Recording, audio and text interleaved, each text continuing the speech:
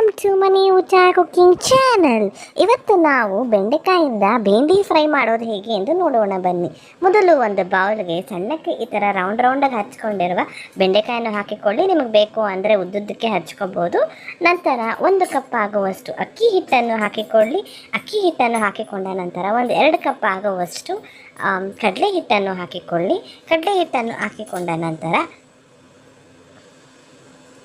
ಇದು ತುಂಬಾ ರುಚಿಕರವಾಗಿರುತ್ತೆ. ಮಕ್ಕಳು ಸುಮ್ಮನೆ ಜಂಕ್ ಫುಡ್ಸ್ ತಿನ್ನೋವಾಗ ಈ ಥರ ಮಾಡಿಕೊಡಿ. ಬೆಂಡೆಕಾಯಿ ತುಂಬ ಒಳ್ಳೆಯದು ಆರೋಗ್ಯಕ್ಕೂ. ಈ ಥರ ಒಂದ್ಸತಿ ಟ್ರೈ ಮಾಡಿ ನೋಡಿ. ತುಂಬಾ ಟೇಸ್ಟಿಯಾಗಿತ್ತು, ಕುರ್ಕುರಿ ಟೈಪೇ ಇತ್ತು.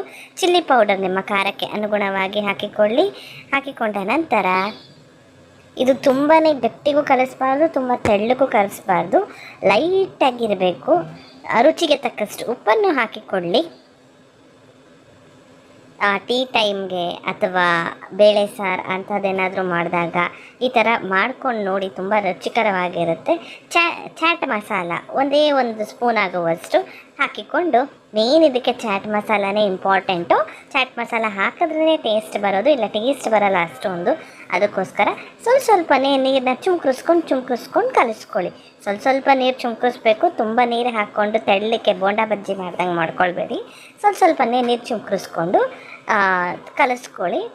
ಸ್ವಲ್ಪ ನೀರು ಚುಮ್ಕಿಸ್ಕೊಂಡು ಕಲಿಸ್ಕೊಂಡ ನಂತರ ಉಪ್ಪು ಖಾರ ಮತ್ತು ಕಡಲೆ ಹಿಟ್ಟೆಲ್ಲ ಒಂದೇ ಕಡೆ ಹೋಗುತ್ತೆ.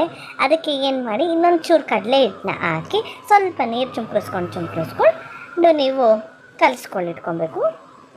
ಯಾವ ರೀತಿ ಕಲಿಸ್ಕೊಬೇಕು ಅಂದರೆ ನೋಡಿ ಈ ಕನ್ಸಿಸ್ಟೆನ್ಸಿಗೆ ಇರಬೇಕು, ಸಾಕು. ತುಂಬಾ ನೀವು ತೆಳ್ಳಕ್ಕೂ ಮಾಡ್ಕೊಬಾರ್ದು, ಈ ಕನ್ಸಿಸ್ಟೆನ್ಸಿಗಿದ್ರೆ ಸಾಕು. ನಂತರ ಎಣ್ಣೆ ಇಟ್ಕೊಂಡಿರಿ. ಎಣ್ಣೆ ಕಾದ ನಂತರ ಈ ಥರ ಸೇಮ್ ನಾವು ಬಜ್ಜಿ ಟೈಪ್ ಬಿಟ್ಬಿಟ್ಟು ಲೈಟ್ ಗೋಲ್ಡಿಶ್ ಬ್ರೌನ್ ಟರ್ನ್ ಆಗಬೇಕು, ಅಲ್ಲಿವರೆಗೂ ನಾವು ಫ್ರೈ ಮಾಡ್ಕೊಬೇಕು, ಸಾಕು. ತುಂಬಾ ರುಚಿಕರವಾಗಿರುತ್ತೆ.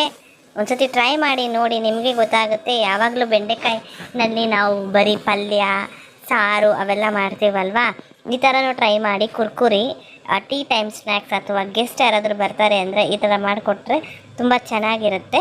ಅವರು ಕೂಡ ಇಷ್ಟಪಟ್ಟು ತಿಂತಾರೆ. ಸ್ವಲ್ಪ ಲೈಟ್ ಗೋಲ್ಡಿಶ್ ಬ್ರೌನ್ ಟರ್ನ್ ಆದ ನಂತರ ಸರ್ವಿಂಗ್ ಪ್ಲೇಟ್ಗೆ ಸರ್ವ್ ಮಾಡಿಕೊಂಡ್ರೆ ಬೆಂಡೆಕಾಯಿ ಕುರ್ಕುರೆ ಸವಿಯಲು ಸಿದ್ಧ. ಇದು ಹಾಗೇ ತಿನ್ಬೋದು, ಸಾಸಸ್ ಏನೂ ಬೇಕಾಗಿಲ್ಲ. ನಿಮಗೆ ನಮ್ಮ ಚಾನಲ್ ಇಷ್ಟವಾದಲ್ಲಿ ಪ್ಲೀಸ್ ಲೈಕ್, ಶೇರ್, ಸಬ್ಸ್ಕ್ರೈಬ್ ಮಾಡಲು ಮಾತ್ರ ಮರಿಬೇಡಿ. Thank you for watching.